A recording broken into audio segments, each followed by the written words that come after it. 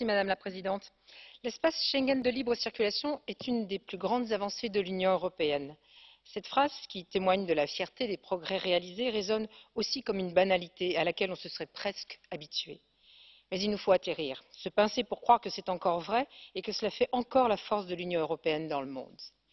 Pourtant, tout avait si bien commencé quand, en 1995, les citoyens européens de 22 États membres, d'Islande, du Liechtenstein, de Norvège et de Suisse, obtiennent la possibilité de circuler librement d'un pays à l'autre, ce qui a largement amélioré les échanges sociaux, culturels et économiques. Pour garantir cela, nos prédécesseurs ont édicté une règle commune finalement assez simple dans son élaboration, des contrôles harmonisés aux frontières extérieures en contrepartie de la liberté de circuler à l'intérieur de l'espace ainsi créé. Enfin, je parle au présent, mais beaucoup de choses ont changé depuis quelques années. Et c'est parce que nous ne nous résignons pas à cette lente dégradation que le Parlement européen affirme dans ce premier rapport annuel son attachement à l'espace Schengen et à la libre circulation.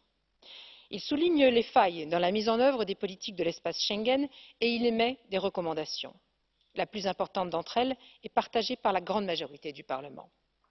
Alors que plusieurs États membres ont rétabli les contrôles à leurs frontières nationales, parfois depuis plus de 2 ans, et bien que ces contrôles soient autorisés par les règles du code frontière Schengen, ils sont contraires à l'esprit de la libre circulation. Ils doivent donc être limités dans le temps et justifiés, par exemple en raison de risques sécuritaires. Or, alors que des législations pour renforcer la sécurité à nos frontières extérieures s'empilent, réforme de Frontex, vérification systématique des Européens et des ressortissants de pays tiers, nouvelles bases de données, la contrepartie de Schengen n'existe plus et plusieurs États membres continuent à mener ces contrôles à leurs frontières nationales, parfois en contravention avec les règles.